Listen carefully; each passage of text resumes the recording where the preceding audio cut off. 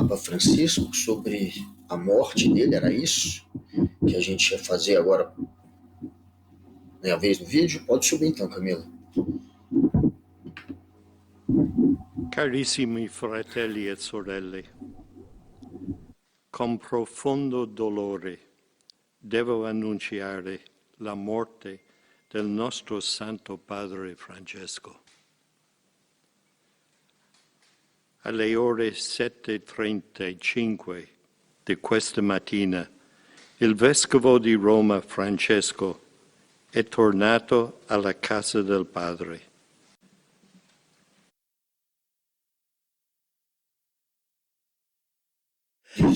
Notícia. O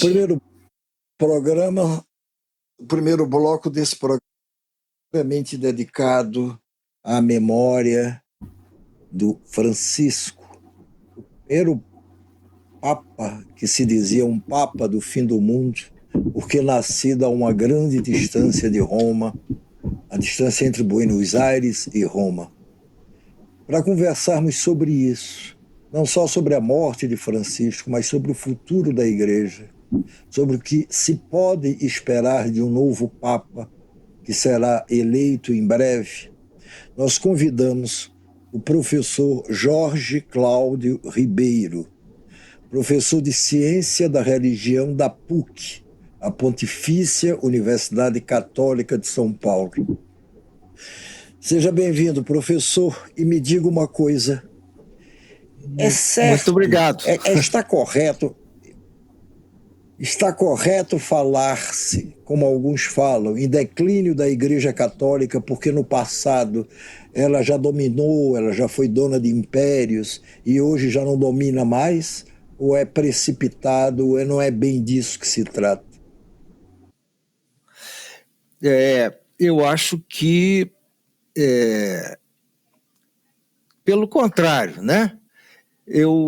Enquanto ela dominou impérios, ela controlou enormes dimensões territoriais e tinha muita riqueza, controlava muita riqueza.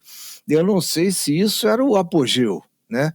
Eu acho que, pelo contrário, à medida que a Igreja vai se aproximando, tenta se aproximar do seu fundador, embora Jesus não tenha fundado a católica, mas, de toda forma, ele foi o inspirador inicial, original, disso que se chama hoje cristianismo. Quanto melhor se aproximar dele, mais ela estará chegando, subindo, crescendo. Então, nesse sentido, a Igreja Católica ela está buscando um pouco mais de pobreza, um pouco mais de simplicidade, e isso daí institucionalmente, não é só porque as pessoas são assim, mas porque ela institucionalmente transmite uma mensagem nesse sentido, de pobreza, de simplicidade, de solidariedade. Então, eu acho que ela não tá em decadência, não, pelo contrário. Quanto mais ela abrir mão do poder político, do poder econômico, melhor será para ela e melhor será para quem a ela se filia. Professor, o Papa é o maior líder religioso do mundo, mas é também um chefe de Estado. O Vaticano é um Estado. Isso diminui a influência da Igreja no mundo como um todo ou é indiferente? Eu acho que até o momento é indiferente, mas pode pesar na medida em que a Igreja faz concessões, faz conchavos. O Papa Francisco não fez isso, né?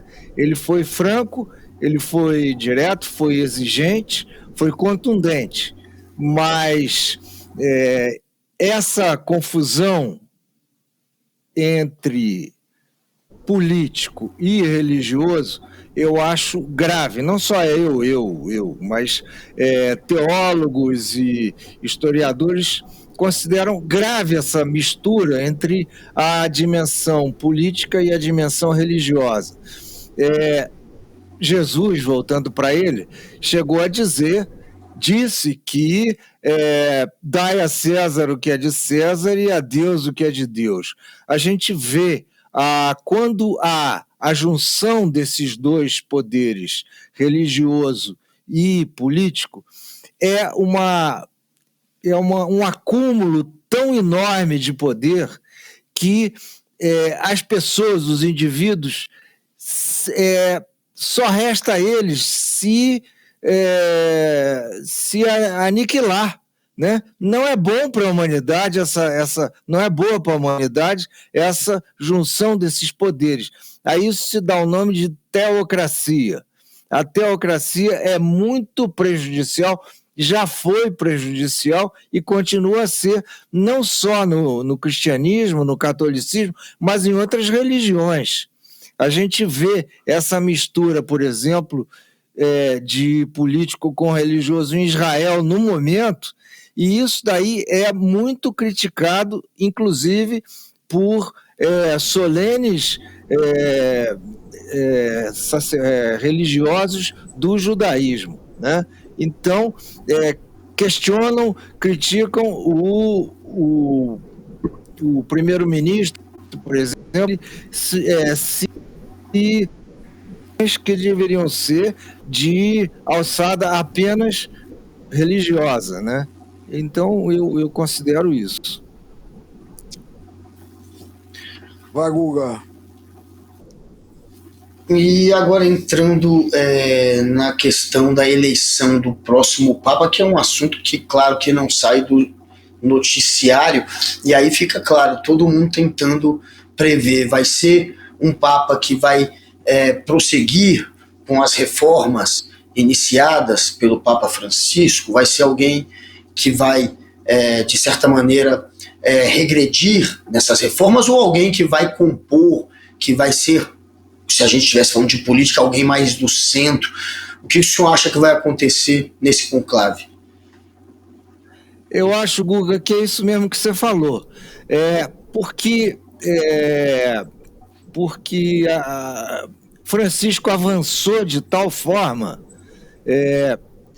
tanto de uma forma, vamos dizer assim, um vocabulário mais religioso, de uma forma mais profética, né, que muita coisa ficou para trás, muita coisa ficou por fazer, né? Então, ele precisaria, a igreja precisaria administrar um pouco os avanços de Francisco.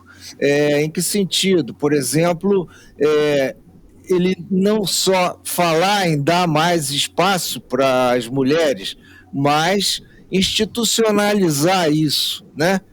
Depois, uma ação mais estabelecida para os pobres, não só dizendo que os ama, dizendo que é favorável a eles, mas estabelecer leis, estabelecer instituições que possam dar um atendimento melhor. Essa coisa de promover a paz. O Papa fazia manifestações, fazia suas pregações pela paz, mas na hora que ele se ofereceu para mediar o conflito entre a invasão, vamos dizer assim, da Rússia contra a Ucrânia, não teve resposta. Ele falou para um deserto, né? Então, essas intenções, o Papa ele foi fenomenal no plano das virtudes, dos exemplos, mas é necessário que esses caminhos que ele apontou que sejam abertos efetivamente e que sejam transformados em algo que seja mais estável. Então, nesse sentido, desculpe me prolongar, Guga, acho que um administrador, né, desses avanços de Francisco seria de se desejar, porque senão o legado dele vai ficar para trás, vai se desfazer. Como é que o senhor acha, professor, que no futuro a história verá esse pontificado do Francisco? É só mais como alguém que abriu caminhos, alguém que não consolidou esses caminhos, alguém que sofreu uma grande oposição interna dentro da própria igreja? O que ficará? E qual será o legado do Francisco? Então, ele, de fato, abriu muitos caminhos. Eu acho que ele foi até onde dava. Quer dizer, ele não é... Nenhum papa é tão poderoso assim. Ele governa junto com outras pessoas, em grande parte coletivamente. E é bom que seja assim, né? Então, ele não podia fazer mais. Ele fez tudo o que era possível. Isso é a minha avaliação, né? Depois, se ele será lembrado também por suas virtudes, por suas atitudes, né? E pelo aquilo que ele apontou de que virá depois dele. Se é possível que haja um retrocesso, claro que é possível. Sempre é possível um retrocesso, né? Quando a gente, assim, lá em 1945, eu não era nascido, mas achava que o nazismo estava vencido, não foi, não está, né? Sempre a serpente pode apontar a cabecinha para fora da sua toca. Quando a gente achava que a Igreja Católica já ia se modernizar no Concílio Vaticano II, em 1961, sim, ela se modernizou, teve lá os encontros dos bispos da América Latina também, mas depois a gente não pode dizer que o pontificado de João Paulo II e de Bento XVI foi algo renovador. Não foi.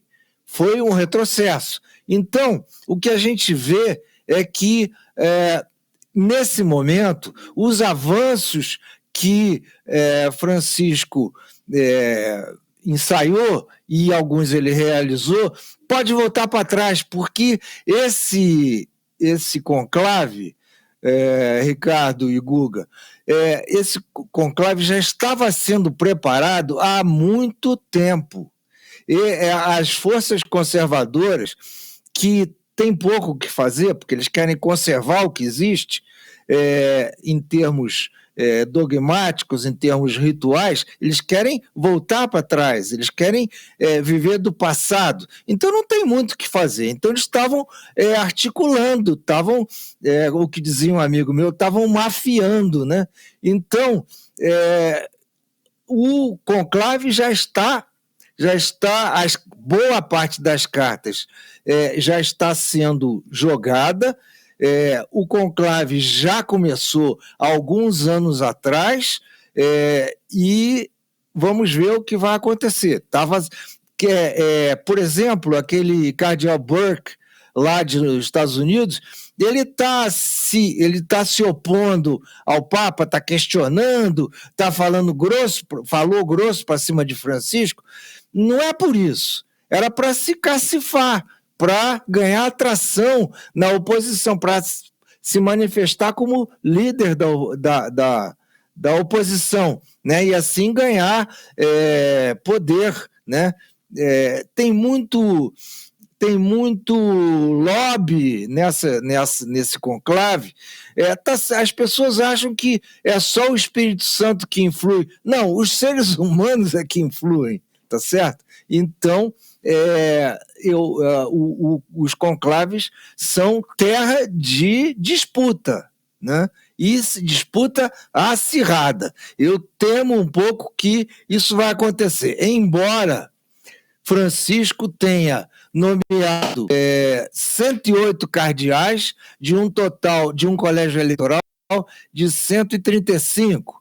Então, pessoas afinadas com ele estão em maioria absoluta, né?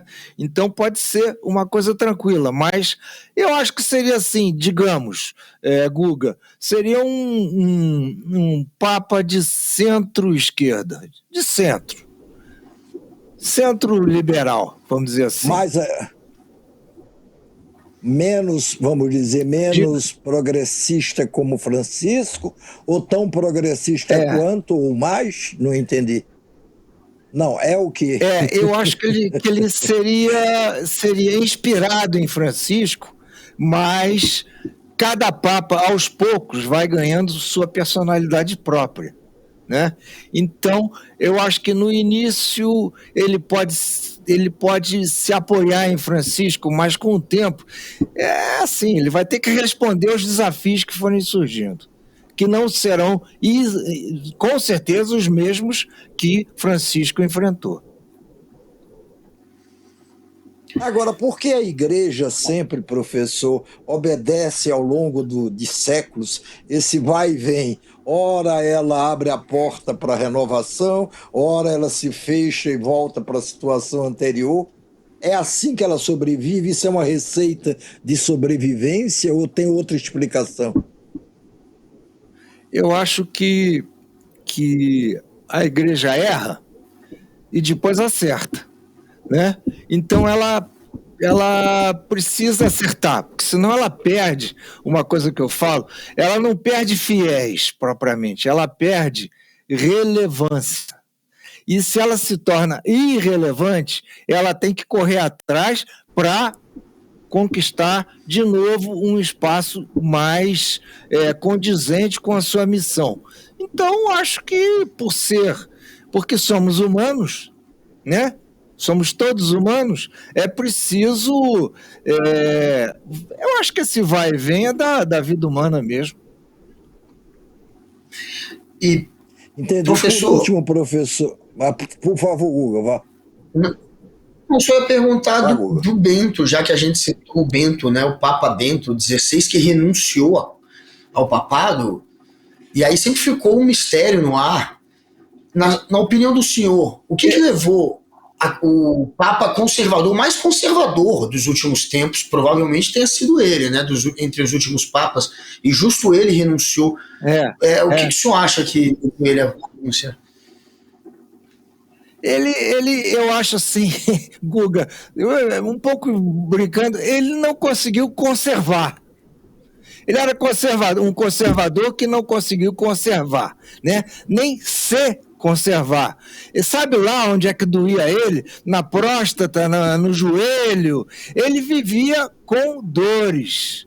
Depois, ele não tinha controle sobre a cúria. Ele não tinha controle sobre a pedofilia, ele não controlava o Banco do Vaticano. Aí até que ele pediu um chapéu, quer dizer, aquele o solidelzinho, botou na cabeça e foi embora. Né? Acho que a renúncia dele ainda precisa. Eu valorizo muito, eu acho que foi um ato de grandeza, magno, tá certo? Porque ele não fingiu, não escondeu o que aconteceu com ele e tá certo, ele não podia morrer, porque não morreu mesmo. E então é o que ele fez, renunciou, né? Professor, eu sei que o senhor tem o seu tempo já quase se esgotando, porque tem um próximo compromisso, mas me diga só uma coisa, geralmente toda vez que morre um papa, as pessoas começam as apostas, as especulações, quem será o próximo papa. O senhor tem algum exercício de curiosidade que tenha feito a respeito disso? Porque são tantos nomes cotados, o que significa que ninguém sabe exatamente quais são os mais cotados.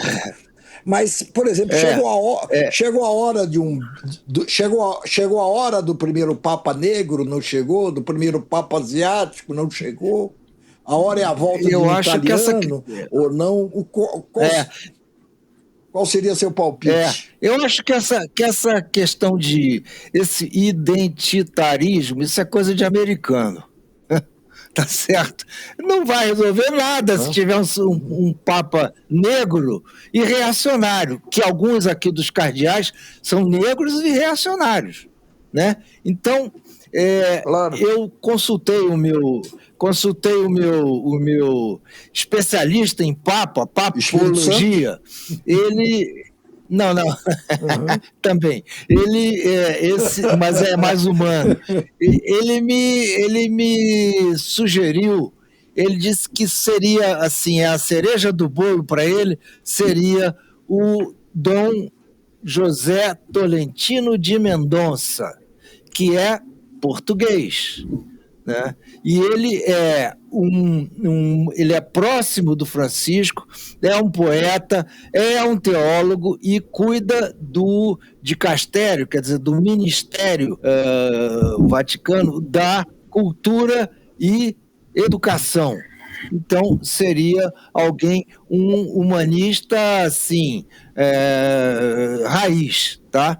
Então, esse daí, o José Tolentino de Mendonça. Tem outro que eu gosto, sem conhecer muito ainda, é o Dom Matteo Zuppi. Ele é presidente da Conferência Episcopal Italiana. Ele foi enviado por Francisco para a Ucrânia. E ele faz parte de uma comunidade, ele orienta, uma comunidade laica de Santo Egídio, que é uma comunidade voltada para a caridade. Outro ainda dos meus prediletos é o cardeal francês Jean-Marc Aveline, que é próximo de Francisco, fez um trabalho com imigrantes e também com o diálogo interreligioso.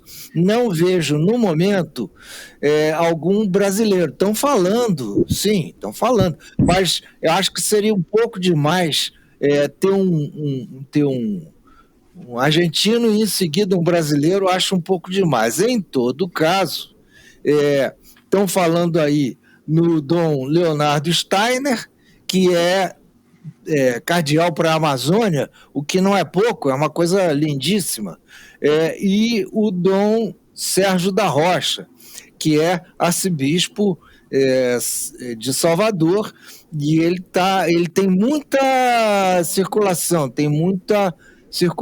pela área do Vaticano, né? Então, vamos ver o que vai acontecer.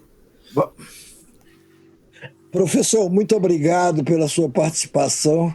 Muito prazer, e voltaremos Ricardo. a conversar em breve, até porque isso vai se estender ainda por um bom tempo, até conhecermos o novo Papa. Muito obrigado. Muito obrigado ao senhor. Verdade. Tchau, Ricardo, Guga, muito prazer. Tchau. Obrigado, Tchau. professor. Prazer é nosso.